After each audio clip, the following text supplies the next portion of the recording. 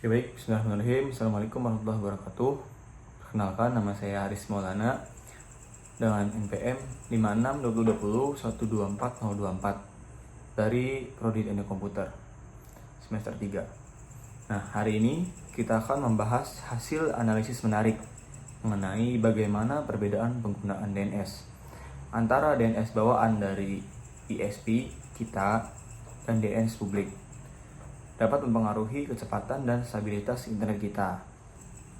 Nah, presentasi ini adalah tugas besar dari mata kuliah Komunikasi Data di bawah bimbingan Bapak Dr. Taufik Hidayat, Eskom MT. Nah, mari kita mulai dengan pertanyaan mendasar. Apa itu DNS? Bayangkan internet itu seperti buku telepon yang besar.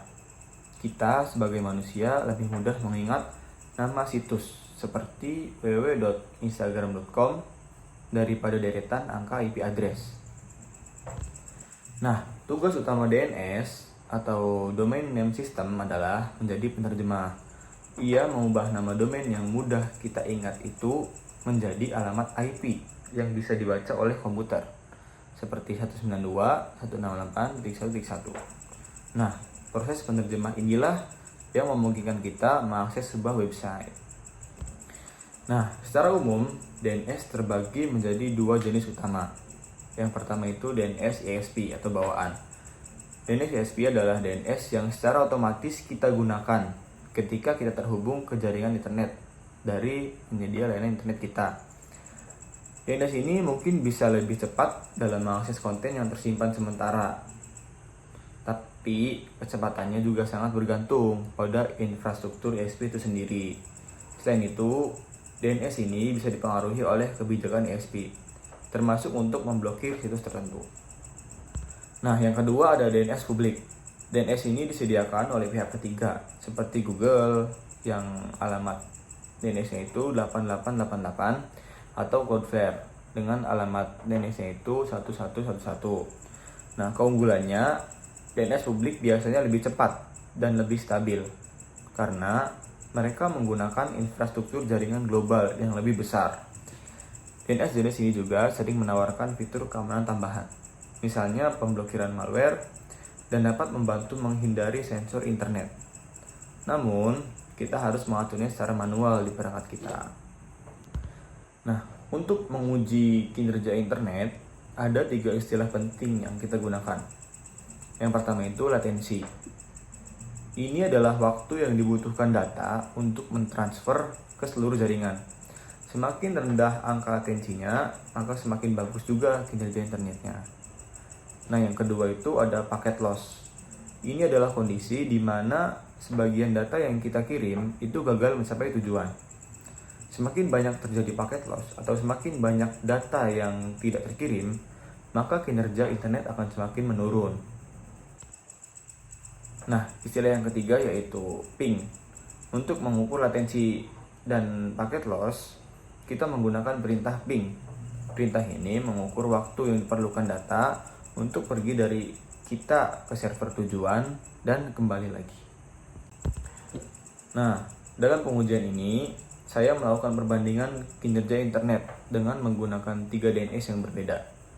Yang pertama itu ada DNS ISP otomatis, yang kedua itu ada DNS Cloudflare 1111, dan yang ketiga itu ada DNS Google, yaitu 8888. Setiap DNS diuji sebanyak 10 kali percobaan, teman-teman, dengan mengirim perintah ping www.instagram.com sebanyak 50 kali menggunakan CMD, teman-teman. Nah, tujuannya adalah untuk mendapatkan data latensi dan paket loss yang stabil untuk perbandingan, teman-teman. Nah, berikut ini adalah hasil dari perbandingan rata-rata pengujian, teman-teman. Yang pertama itu ada DNS bawaan ISP. Dari 10 kali percobaan, yang memiliki rata-rata latensi 26,3 milisecond dan rata-rata paket loss sebesar 0,4%, teman-teman. Nah, yang kedua ada DNS Cloudflare, itu 1111. Dari 10 kali percobaan juga memiliki latensi rata-rata 22,8 milisecond dan paket loss rata-rata 0%, teman-teman. Nah, yang ketiga itu ada hasil dari DNS Google, yaitu 8888 yang memiliki rata-rata latensi 13,7 milisecond dan rata-rata paket loss 0% teman-teman.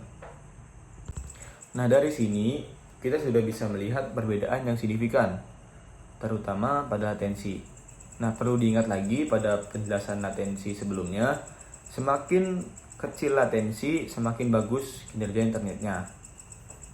Tapi semakin banyak atau semakin sering terjadi paket loss, maka semakin menurun kinerja internetnya. Nah, berdasarkan pengujian, kita dapat menarik kesimpulan. Yang pertama itu, aktivitas DNS mempengaruhi kecepatan. Pengujian ini memvalidasi bahwa pemilihan DNS yang kita gunakan benar-benar mempengaruhi kecepatan akses internet kita, teman-teman. Nah, yang kedua itu ada DNS ISP. Meskipun cukup cepat dengan angka 26,3 milisecond, DNS ISP menunjukkan kinerja paling tidak stabil dengan rata-rata paket loss sebesar 0,4%. Yang ketiga ada DNS publik. Secara keseluruhan, DNS publik terbukti meningkatkan performa internet secara signifikan dengan rata-rata latensi yang dihasilkan lebih rendah dan kestabilannya mencapai 0% paket loss. Kesimpulan yang keempat yaitu rekomendasi DNS terbaik. Dari ketiga DNS yang diuji, Google DNS yang 8888 adalah yang terbaik. DNS ini memberikan latensi paling rendah, yaitu 13,7 milisecond dengan rata-rata paket loss 0%, teman-teman. Nah, demikian presentasi mengenai analisis perbedaan DNS ISP dan DNS publik terhadap kinerja internet. Semoga informasi ini bermanfaat bagi Anda yang ingin mengoptimalkan kecepatan internet di rumah atau dimanapun. Saya Haris Maulana dengan NIM 562020124024. Terima kasih atas perhatiannya. Jika ada pertanyaan, saya persilahkan. Terima kasih, saya akhiri. Wassalamualaikum warahmatullahi wabarakatuh.